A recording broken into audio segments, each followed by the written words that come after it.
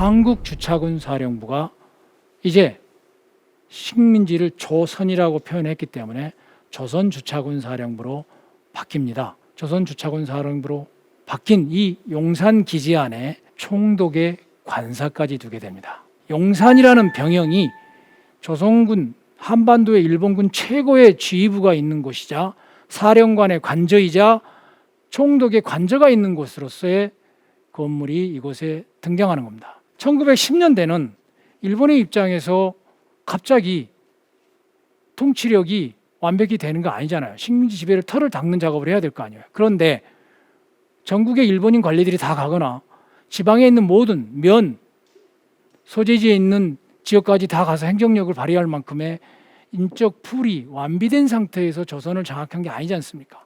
부족하단 말이에요, 행정력이. 그걸 만회해주는 게 뭐냐라는 것이죠. 바로 경찰이었습니다.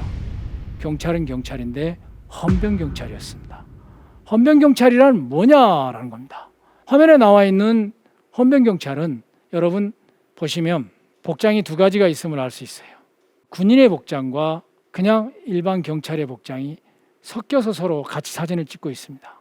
근데 공통점은 어느 쪽이든 다 칼을 차고 있다는 사실이에요. 무단의 상징이죠. 칼을 찼으니까.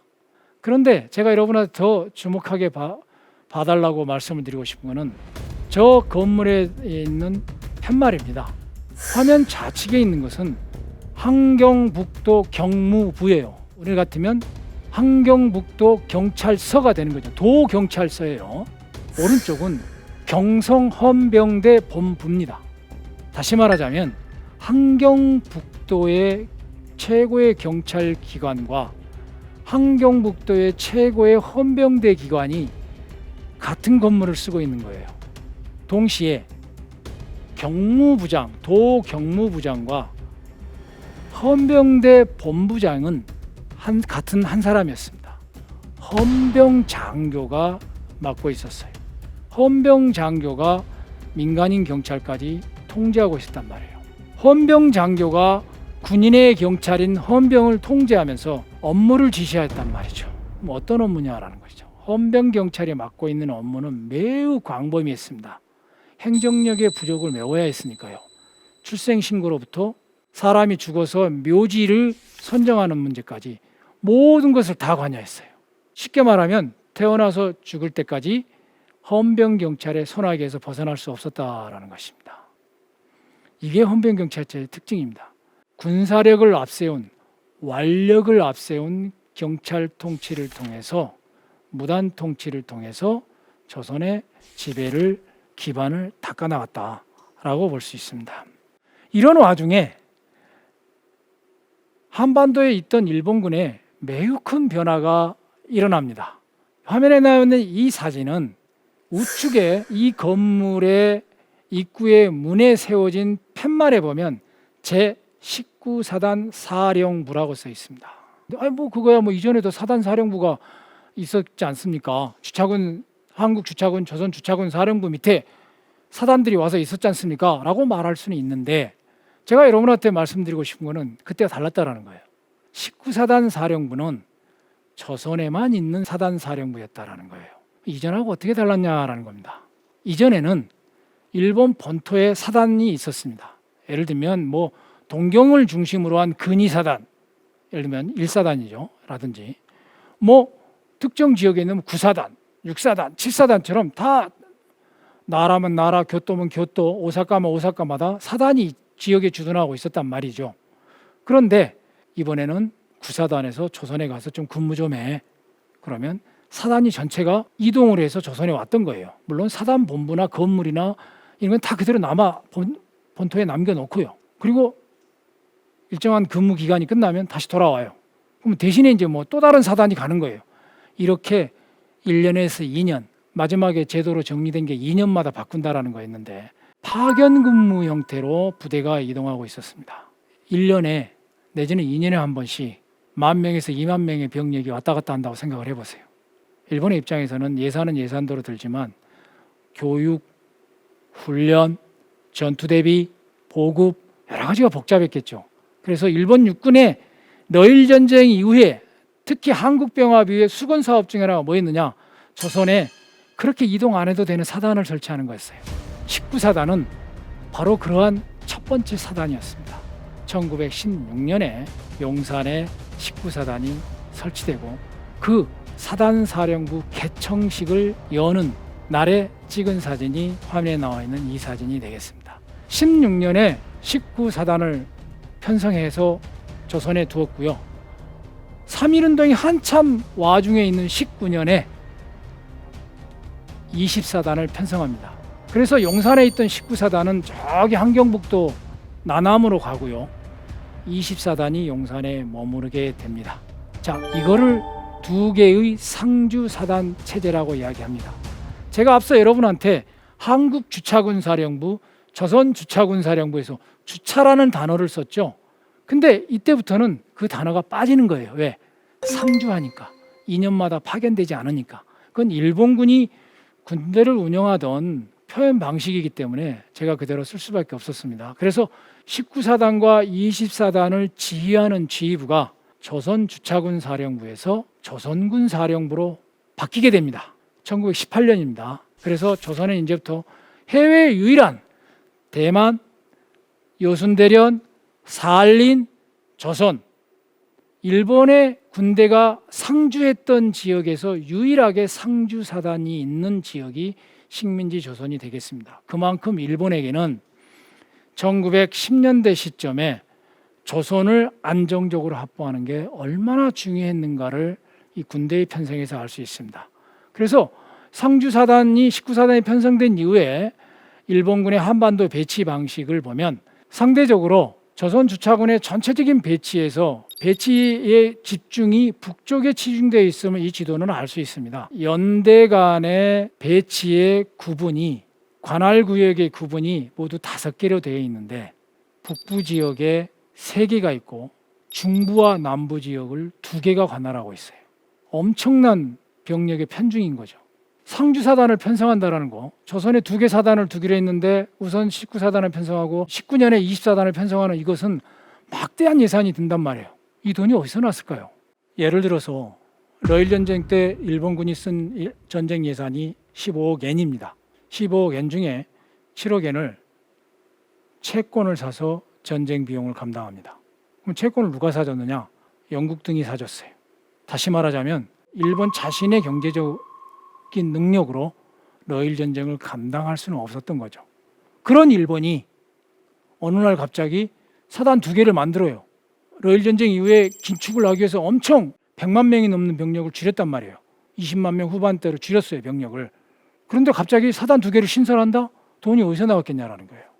그 궁금증은 지금 화면에 나와 있는 제1차 세계대전 전후의 일본 경제의 변화를 통해서 우리가 알 수 있습니다. 일본 경제의 변화에서 여러분이 보시는 왼쪽에 선 그래프를 봐주시기 바랍니다. 1868년 명추이신부터 1945년 일본이 패전할 때까지 일본의 국제무역 관계를 정리를 해보면 특정한 기간에 딱 수출이 수입보다 앞서는 기간이 있었어요. 그 기간이 바로 1차 세계대전입니다. 1차 세계대전은 일본에게 전쟁 호황을 가져다 줍니다. 유럽의 열강이 유럽에 신경 쓰다 보니까 중국 시장에 신경을 못 썼죠. 4억의 인구가 있잖아요. 물건을 거의 냅다 팔았죠. 유럽에서 전쟁이 일어나니까 그 전쟁 물자를 필요했겠죠. 영국이나 프랑스가 자국에서만 다 생산할 수 없는 전쟁 물자가 있었을 거라는 거죠. 그거를 많이 제공하고 판 나라가 미국과 일본입니다. 전쟁 호황이죠. 전쟁이 끝났습니다. 일본 경제는 채무국에서 채권국으로 바뀝니다. 전쟁 1차 세계대전 이전에 빚쟁이한테 돈 갚아야 될 친세였는데 전쟁이 끝나고 나니까 야, 내가 돈 꿔줄게. 바뀐단 말이죠. 20억 엔의 채권국으로 바뀝니다.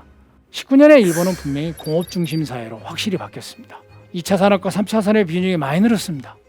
이렇게 되니까 1918년에 조선군 사령관이었던 우스노미야가 자신에게 쓴 일기에 뭐라고 나온지 아십니까?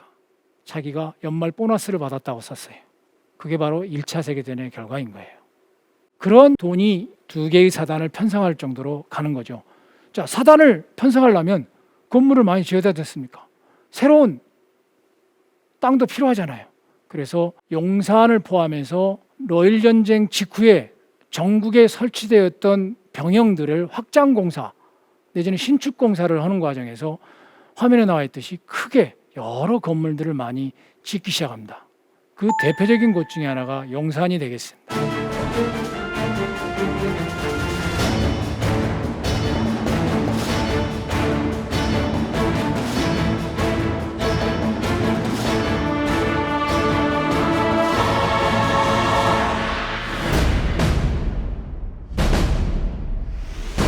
자, 3.1운동의 이전에 일본은 군대를 동원해서 전국적인 이 시스템을 지배 시스템의 부족한 부분을 메워나가는 과정에 있었습니다. 그런데 자기들이 생각할 때는 예상치도 않는 돌발 사건이 터집니다. 그게 3.1운동이 되겠습니다. 1919년 3.1 독립만세가 일어난 직후, 다시 말하자면 3.1운동 직전에 일본군의 상황을 가장 잘 알 수 있는 지도가 현재까지 확보된 지도 중에는 3월 12일자 지도가 아닐까 싶어서 여러분한테 이 지도를 보여드렸습니다. 앞서 제가 보여드린 1917년 지도하고도 비슷한데요. 별로 바뀐 게 없어요. 5개의 연대 가운데 3개의 연대가 북부지방에 집중되어 있다. 왜? 러시아의 작전을 위해서 전혀 대비를 하고 있지 못한 상황이었던 것이죠. 이러한 상황에서 만세 시위가 일어났습니다. 3월 마지막 한 하순하고 4월 상순 정도가 독립만세 시위가 매우 고조되어 있음을 알 수 있습니다. 자, 이건 뭘 의미합니까? 일본의 입장에서는 앞서 보여드린 3월 12일자 배치도에서처럼 이런 식의 배치와 진압 방식으로는 만세 시위를 진압할 수 없었을 것이라고 그들은 판단했을 거라는 거예요. 실제 그러했습니다. 그래서 당시 일본 수상이 하라 다카시인데, 하라 다카시가 일기에 쓴 내용에 보면 이런 게 나와요. 외국의 시선을 주의를 해야 된다. 선교사들을 조심하게 다뤄야 된다. 군인과 헌병대를 시급히 파견해서 시위를 빨리 진압해야 된다. 라고 씁니다. 그리고 조선군 사령관과 조선 총독에게 의견을 물어요. 동의를 받습니다. 그래서 4월 초에 6개 대대와 헌병 400명이 추가로 조선에 옵니다. 그리고 초토화 전술에 입각한 잔인한 탈함을 하면서 시위 진압을 해나가는 데 효과를 발휘하기 시작하는 겁니다. 4월 중순이 되면 독립만세시에 올라왔던 분위기가 확 꺾여버리는 상황이 되는 거죠. 그런 와중에 일어난 대표적인 사건이 4월 15일 날 일어났던 제암리 학살 사건이 되겠습니다. 일본은 군대를 동원해서 이 부분을 완력으로 진압을 하면서 독립만세 시위를 진압을 했습니다. 자, 일본 정부 입장에서는 군대가 결국 식민지 조선의 통치의 최후의 보루이구나 라는 것을 보여주는 결과가 나옵니다. 그래서 나름대로 조선의 치안은 안정되었구나라고 판단하는 그 시점에 갑자기 만주에서 독립군의 활동이 매우 활발해지는 거예요. 그래서 여러분이 아시는 1920년 6월의 봉오동 전투, 1920년 10월에 청산리 전투가 일어나게 되는 것입니다. 이렇게 활발하게 일어나자 이거는 조선의 치안에도 위협이 될 뿐만 아니라 당시 시베리아 지역에서 파견되었던 일본군에게도 부담된다. 일본군의 작전이 지금 현재 바이카로 지역까지 뻗어나가 있는데 이것에 위협이 될 수 있다라고 판단하는 거예요. 그래서 조선군에게 간도에 특별한 진압 대책을 세우라라고 지시가 떨어집니다.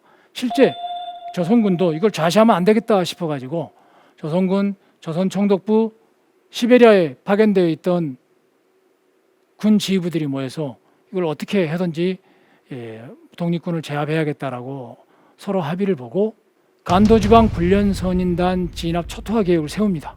그리고 마적에게 야, 네가 훈춘에 있는 우리 영사관을 공격해. 그래야 그것에 대한 치안 불안을 내세워서 우리 군대가 출동할 수 있다.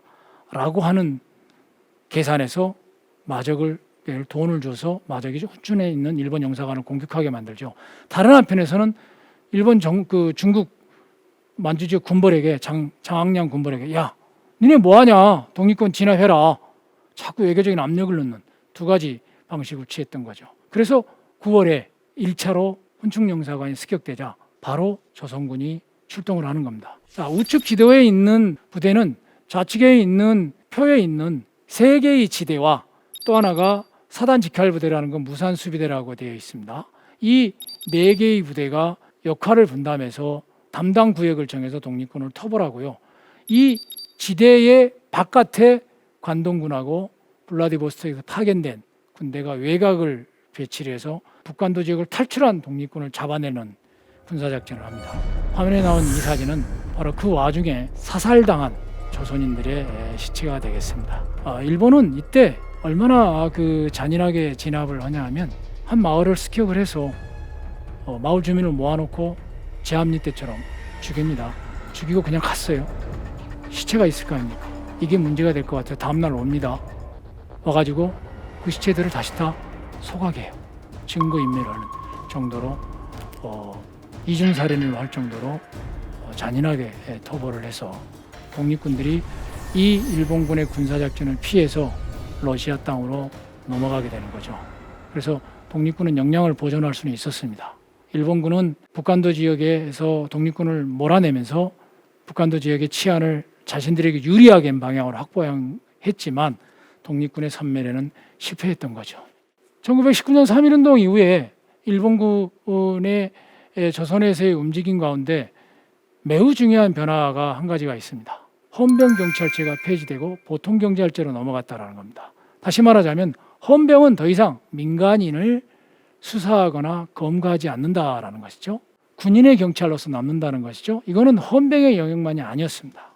군인 자신이 식민지 통치에 직접적이고 전면적으로 드러내놓고 활동하지 않는 방향으로 조정이 됩니다.